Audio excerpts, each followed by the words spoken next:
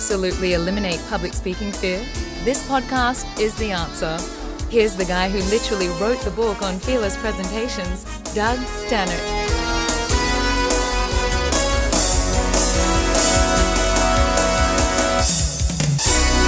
Welcome back, everybody, to the Fearless Presentations podcast. This is Doug Stannard, CEO of Fearless Presentations and the founder of fearlesspresentations.com. And in fact, this podcast is brought to you by fearlesspresentations.com. Hey, real quick, if you really like the podcast, if you're enjoying the content, make sure and leave us a review on iTunes. You can do that just by going to your podcast app on your smartphone, and you can do a search for Fearless Presentations. It should pop up, but that helps us out a lot. In addition to that, we also have on fearlesspresentations.com, we have all of our podcast notes. So if you ever miss something, if we say something really quickly and you want to go back and research that, there'll be information about those things in the podcast notes. There's also free articles and videos and tips and things like that all over fearlesspresentations.com, plus information about our 2-day public speaking classes that we do all over the United States, Canada, Europe. So if you're really interested in improving your presentation skills, make sure and visit fearlesspresentations.com. So Doug, what's today's hot topic? Yeah, now today's hot topic is about how to assess your real strengths and weaknesses as a speaker and really as a business person. To give you kind of some background about what I'm going to talk about, I'll kind of give you a quick little story about how this really came to be a part of our 2-day Fearless Presentations class back in, I would say it was around 2003, 2004. So I had already taught dozens and dozens and dozens of public speaking classes over the first couple of years of the 2000s, and I had actually started teaching leadership training and public speaking classes all the way back to like 1995, 96. So I've been doing this for a while at that point. And I had a couple of folks that came through my public speaking class, and they were both from the FBI in Houston. And at the end of the class, just like happened a lot of times, I was kind of lined up at the door as folks were leaving and shaking their hands, and people were telling me, "Oh my God, life-changing experience. We loved the class. It was so awesome." And when I turned back and looked, though, the two FBI folks were still kind of seated in their chairs, and I went back to them and I said, "Hey, just are you guys? Is there something else I can do for you? Did you need anything else?" And one of the guy that was there kind of looked at me and he said, I have to let you know, I love the class. It was fantastic. I know I've grown as a speaker, and I know I've gotten better as a result of going through the class.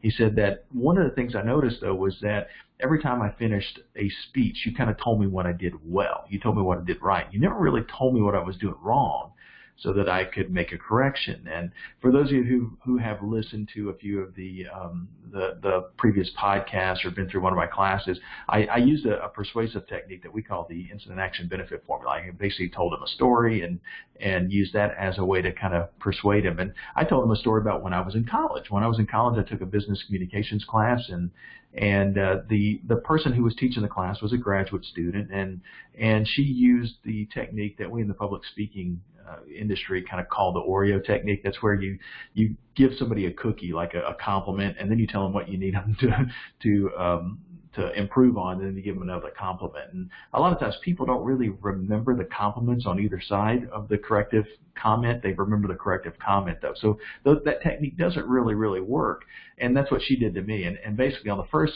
presentation that I gave in college, I got a 94 on it. And the second presentation, which was a third of my grade, I got an 84 on it. And in the third presentation, I got a 74. So basically, her coaching technique was actually causing me to go backwards. I was actually doing worse. And the reason why is because the thing that she kind of mentioned to me that I needed to improve on was she said that the first time that I gave a presentation, I said 7 times, and I kept sticking my hands in my pocket, so I didn't really look comfortable. Well, the second time I gave my presentation, I was focused less on the content and how to deliver it, and I was focusing more on the ums. And I was focusing more on not sticking my hands in my pockets and stuff like that, right? So basically, as a result, I was distracted from the thing that made me successful the first time, and I got worse. And so basically, by the time I finished the class, I'm like, good God! Every time I do a new presentation, I get worse. And I had never really had a real fear or nervousness in public speaking until that class. I at the end of that class, my anxiety was much more intense as a result of that coaching and that training. And that happens to a lot of folks. A lot of folks will go through public speaking coaching, public speaking training. They will get tips from well-meaning coworkers or even spouses or bosses, that kind of thing, and actually end up more nervous. One of the techniques that we figured out over the years in doing public speaking training is that if you focus on people who are doing well, the stuff that they're doing not so well tends to kind of go away. Focus on the strengths instead of the weaknesses, and you tend to get better results. Anyway, so we went through all that with this guy from the FBI, and he was like, yeah, I understand that. I understand the theory behind that. But he said, that's not the way I learn. I learn, by people telling me what I'm doing wrong so I can correct it. I don't want to make the same mistakes over and over again. So if I know I've made a mistake, I can make corrective action. And basically, he was a kind of a hard charger, type A type personality, the type of personality that we call the driver type person, which is kind of the way I am as well. And so, we kind of butted heads for a little bit. And finally I said, okay, fine. You want me to tell you what you're doing wrong? And I went bam, bam, bam. And I told him about 3 or 4 things that he needed to make corrective action on, and felt real smug and felt real good about myself, and kind of said, is that what you needed to know? And he said, yeah, that's exactly what I needed to know. And basically I gave him what he wanted, but when he walked out, I could tell that our relationship had changed dramatically in that last 2 minutes or so of the class. Well, I was actually training an instructor at the time, and he was what we call more of an amiable type person, a real people person type person. And when these 2 folks kind of left, he kind of looked at me and said, man, so probably could have handled that a little better, right? And I was like, yeah. So basically, he and I sat down, and we started talking about the things that we do in the 2-day Fearless Presentations class. And we said, okay, this is going to keep coming up. There are going to be folks that really they think they need corrective action in order to improve. And so we have to be able to kind of deal with that a little better than what I've done in the past. And so he kind of looked at me. This guy's name was Martin, and Martin kind of looked at me and he said, hey, Doug, what about that stuff that you're teaching me as an instructor, that personality temperament stuff? Because it seems to me it works well for us as instructors. Why don't we just teach that to the people in the class? And it was a brainstorm idea that really kind of changed the way that we teach public speaking classes. And what I'm going to do on this podcast is kind of show you how to identify a person's real strengths and weaknesses, not only of yourself, but whoever it is that you're communicating with, and kind of show how a lot of the stuff that we've kind of taught on the podcast can be very helpful in helping you communicate with those people more effectively. Now, if you're listening to this on your MP3 player or on your iPhone or something like that, we actually have a video version of this on the podcast notes. So if you go to fearlesspresentations.com/podcast, you can actually find the video version, because there's going to be a graphic that I'm going to describe to you. But if you kind of see the graphic in person and visually, it makes it a little bit easier to kind of understand. So let me kind of now. Basically, the content that we're going to talk about here is stuff that's been around for hundreds and hundreds and hundreds of years. And in fact, personality temperament theory actually was created by Hippocrates.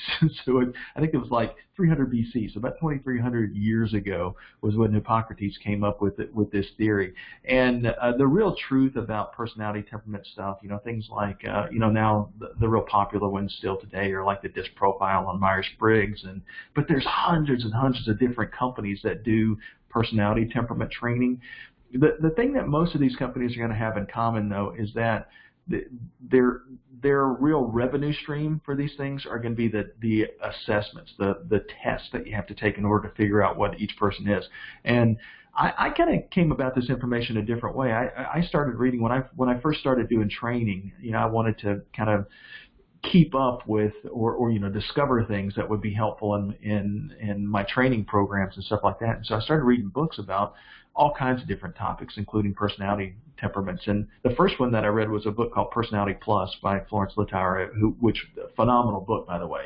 And then later I read Spirit-Centered Temperament by Tim LaHaye, and a couple of others along the way. But those were the first couple of books that I read about personality temperaments. And so the thing about those 2 books is that they explain the personality temperaments as though basically going back to the way that Hippocrates kind of came up with the concept without having a test.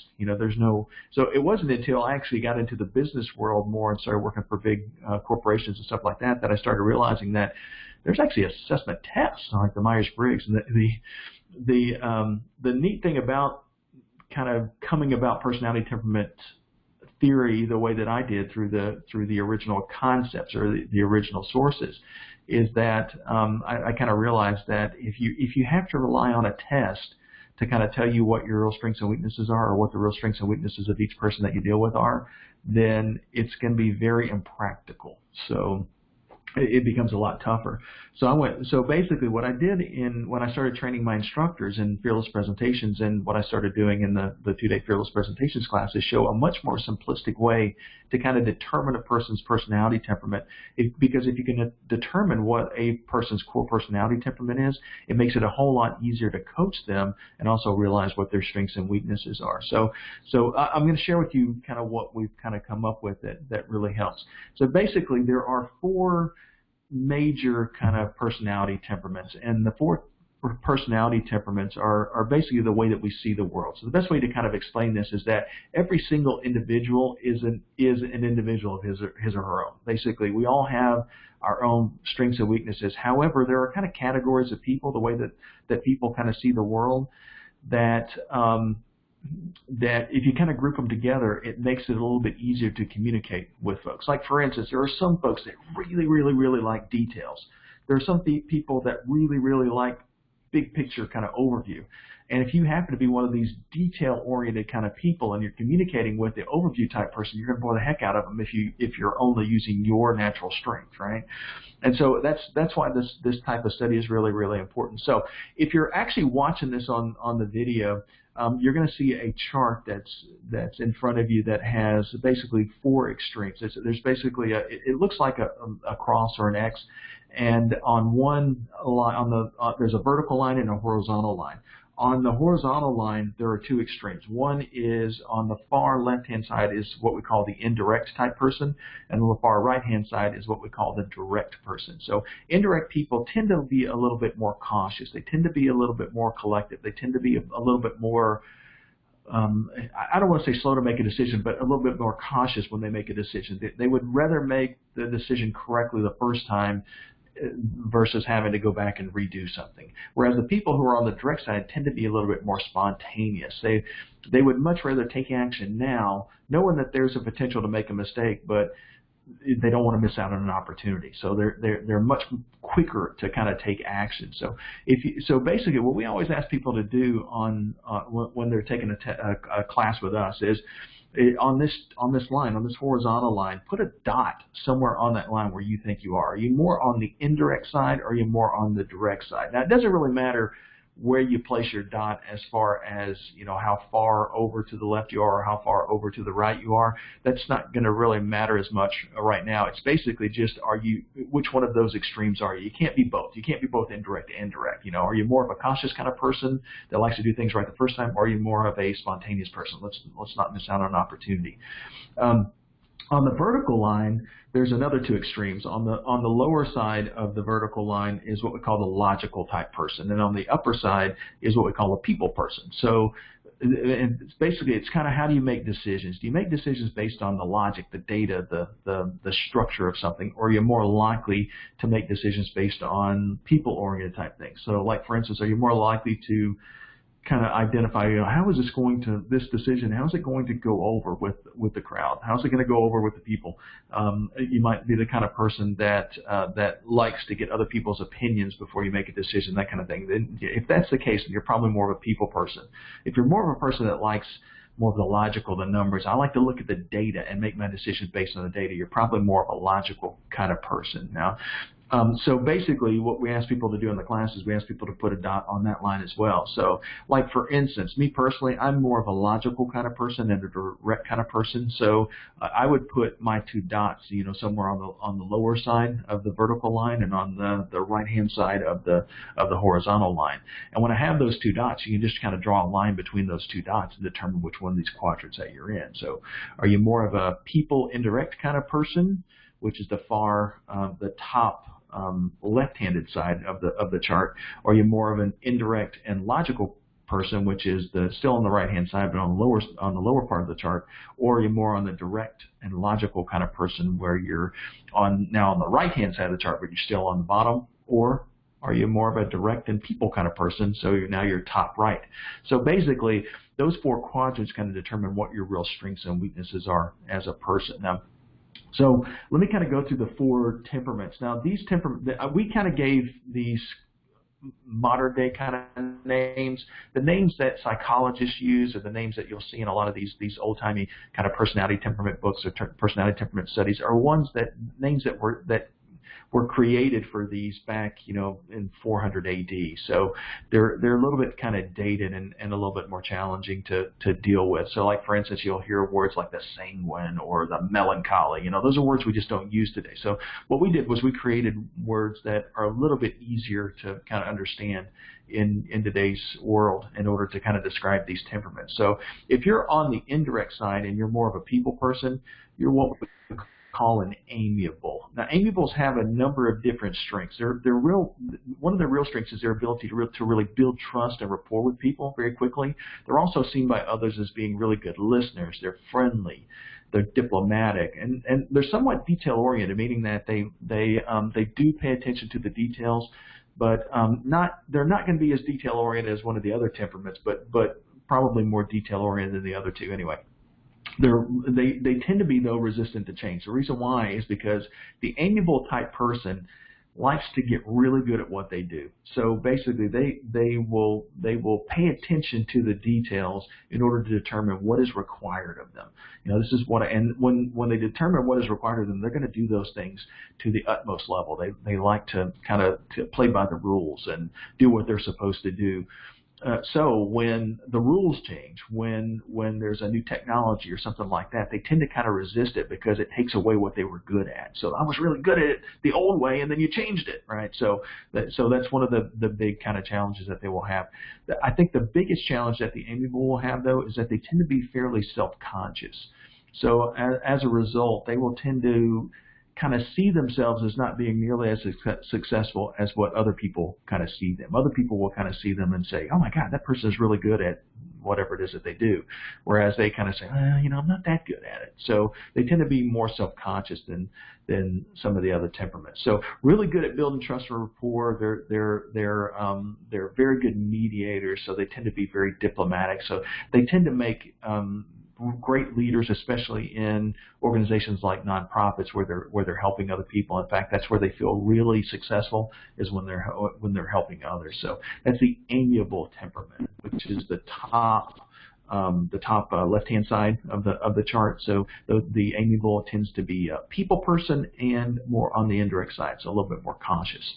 So on the bottom part of the left-hand side, though, so also on the indirect side, but more of a logical kind of person, is what we call an analytical. Analyticals are much more detail-oriented than even the amiable is, and almost to a fault. So they tend to be very thorough and academic and systematic, meaning that they will tend to stay in school for longer periods of time. They'll go for those advanced degrees more often than some of the other temperaments, that kind of thing.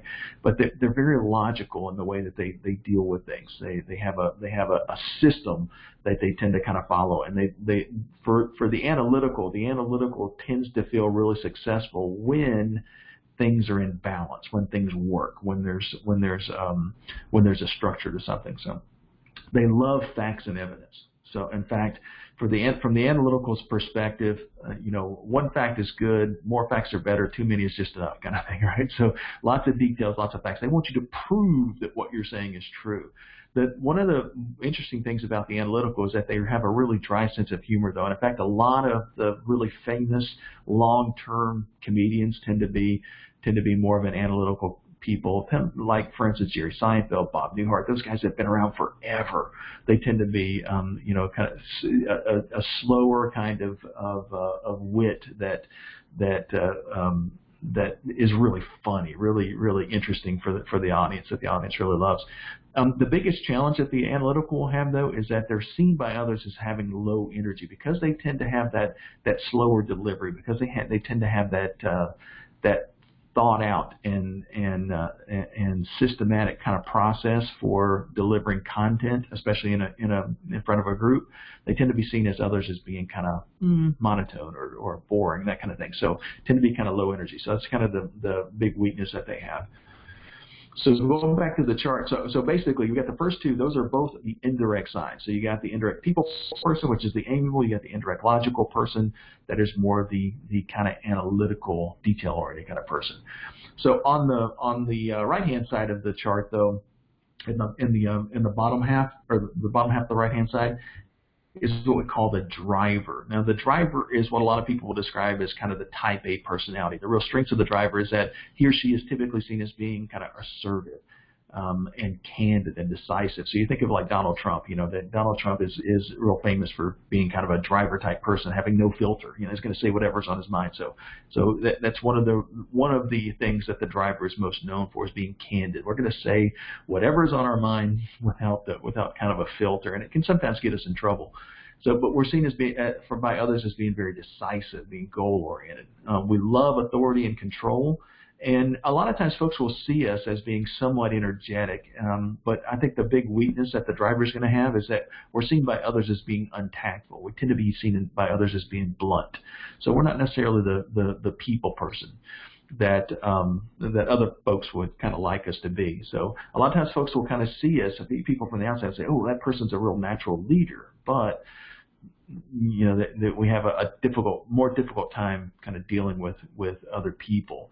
And then the final quadrant is what we call the expressive. So also on the direct side, but more of a people person. So the real strength of the expressive is that they're very enthusiastic and social and outgoing. So lots of energy, lots of enthusiasm, lots of fun.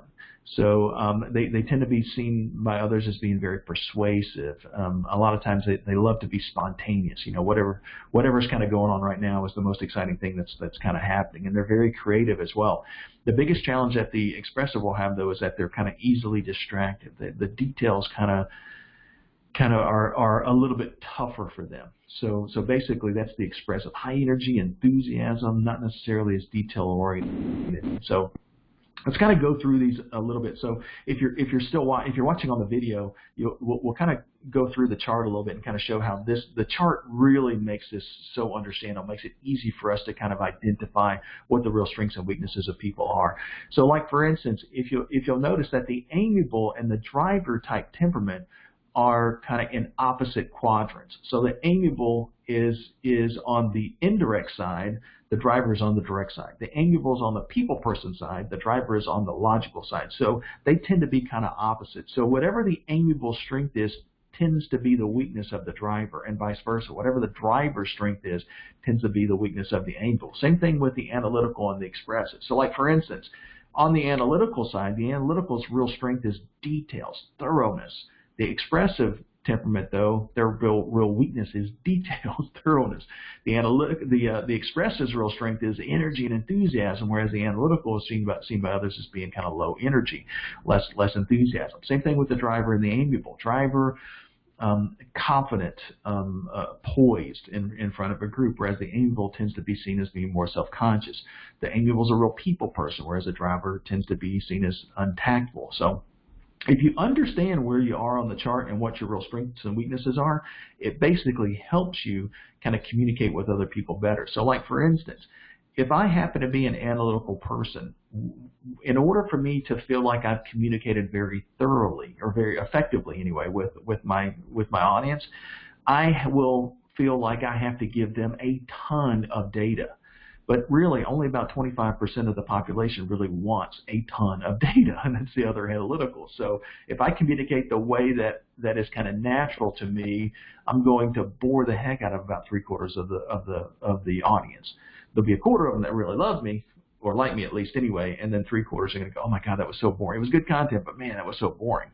The expressives are going to have lots of energy and make it fun and make it entertaining, which is going to make it easier for them to create that rapport to get the audience to really like them. But at the end of the presentation, about 3/4 of the audience are going to go, yeah, that was really fun, but what was the point of that? Why did we kind of go through that? And the driver will maybe be able to get that information across in a very vigorous kind of way, but may be off-putting to the audience if he or she is doing their natural kind of delivery style. Amiables make it will may have a lot of good things to say, but they may be deliberate in a real quiet or not necessarily a confident way, and so the audience may not believe them as well, even though they're really good at creating that trust and rapport. So naturally, there is nobody that comes out of the womb a fantastic speaker, a natural speaker. That's why training programs and coaching and podcasts and videos, kind of like what you're doing now, can be very, very helpful in helping us communicate with people more effectively. So if you can kind of identify which one of the quadrants that you're in, what your real strengths and weaknesses are, it will help you better determine what to do to get better as a speaker. Now, one of the interesting things that you're going to find is that a lot of the stuff that we've covered on previous podcasts are things that will kind of help you. Like, for instance, we did a whole podcast just on how to design a presentation using just a few bullet points. If you think about it, that helps both the analytical and the expressive, because the analytical is likely to want to put 150 gazillion bullet points, whereas the expressive is likely to put very few bullet points and just lots of I don't want to say it in a negative way, but a lot of times folks will call it fluff. Interesting, fun kind of things, but not as much content. So if you stick with like a 3-point talk or a 4-point talk or a 5-point talk, kind of like what we've talked about on previous podcasts, then that helps both the analytical be very focused and cover just the content that is most important to the audience right now, and it helps the expressive actually get content across in an effective way as well. I'll give you a great example of how some of the stuff that we've kind of covered in earlier podcasts, though, can be very helpful. Like, for instance, one of the things we focused a lot on in previous podcasts is stories and examples, how that's kind of your ace in the hole as a presenter. Because if you think about it, like, for instance, the real weakness of the amiable is that he or she is seen by others as being self-conscious. They're going to be more nervous when they stand up to speak in front of a group. So one of the things that stories do is they help a person really build that trust and rapport with the audience and also reduce nervousness at the same time. So it helps the amiable basically build on the strengths that he or she has, and then also reduce the weaknesses at the same exact time. The analytical, and the stories actually help the analytical as well, because the analytical likes the data. But a lot of times they give so much data that people kind of forget it. But the interesting thing about a story is that you can tell a story to an audience and they'll actually remember a lot of the content, a lot of the numbers, a lot of the statistics that you want them to remember. So if you give it to them in a story format, it helps you strengthen your strengths and minimize your weaknesses as well.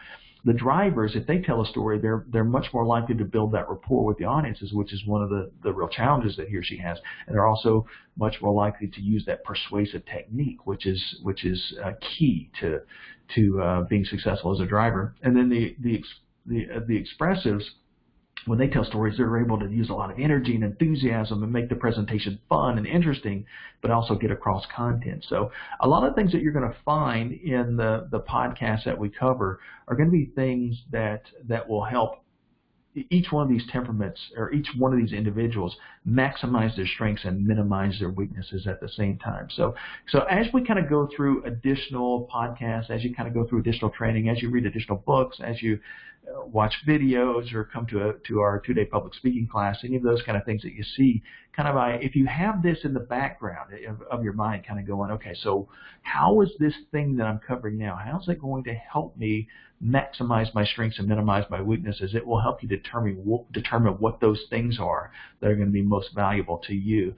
One just little final kind of caveat that can be very helpful as you're exploring the personality temperament theories and that kind of thing is that you want to keep in mind that a lot of times the people that we're listening to will likely coach us based on what's good for them, not necessarily what's good for us. One of the reasons why a lot of times folks will go through a public speaking class or maybe they'll listen to a person that's trying to give them good advice. The person is well-meaning and trying to give us some advice that will be very helpful to us in front of a group, but it kind of backfires on us. One of the times, the reason why that happens a lot is because that person who's given us the advice, that person who's trying to coach us, is of a different temperament than we are. So like for instance, let's say that I go to a public speaking class and my public speaking coach is a real expressive kind of person, which happens a lot, by the way. I mean, a lot of times expressives, because they're so energetic and enthusiastic, they're very captivating in front of a crowd. And so as a result, because they love that attention, they will become trainers and teachers and motivational speakers and that kind of thing. So you'll tend to find that a lot. But if I'm an expressive, if I happen to be an expressive and I'm coaching somebody who's an analytical, what exactly do you think I'm going to coach on? I'm going to coach on things that make me successful. One things that I know that in my life, if I'm an expressive, the things that has made me successful as a speaker is my energy and my enthusiasm and making things fun, right? So if I'm coaching an analytical who's really dry and boring, I'm going to say, oh my gosh, you got to get out of your shell. You got to get up and move around and get some energy and that kind of thing, which are going to be things that are really, really uncomfortable for an analytical to do. So he or she may do them while the coach is there, but as soon as the coach is gone, that analytical is going to go back to what he or she knows, and they're going to go back to that same delivery style. So it's basically that kind of coaching isn't really going to help the person. And that's the same no matter what temperament the person is, and if the person is trying to coach somebody of a different temperament. That's one of the reasons why our 2-day public speaking classes work so well. Is that the things that we're teaching, the things that we're coaching that makes us different from most other public speaking training programs that are out there are things that are going to help you no matter which one of these 4 temperaments you are. We're going to help you maximize your particular strength and minimize your particular weakness versus trying to make you a carbon copy of who the instructor is. So hopefully that makes sense to you. So just a little kind of word of warning there. Now we do have 2-day public speaking classes coming up all over the United States and Canada all the time. So depending on when you are listening to this podcast or watching the video, we'll kind of determine what classes are coming up at any given time. But you can always go to fearlesspresentations.com. And just on any of the pages, there'll be a list in the margin on the right-hand side that will give you a list of the most recent upcoming classes or things that are coming up in the near future. So typically it's like that. I think it's the next 8 classes that we have coming up. And if none of those 8 classes are anywhere close to you, you can always just hit there's a link at the top of the web page that will have a list of the seminars that you can click, and we've got these things scheduled out for over a year. So hopefully you'll be able to find something that's really close to you. So I'd encourage you to kind of take a public speaking class, take our public speaking classes, and if nothing else, go back to fearlesspresentations.com and really search for additional tips, things that can kind of continue to help you grow. Look at our free articles, our free videos, our webinars, all that kind of stuff that's on fearlesspresentations.com. And also, please make sure to go to iTunes and give us a positive review if you really enjoy the content, because that is so helpful in making it to where other people can find us in the iTunes store. So make sure and do that. So thank you for being a part of the Fearless Presentations podcast one more time, and we'll see you next week.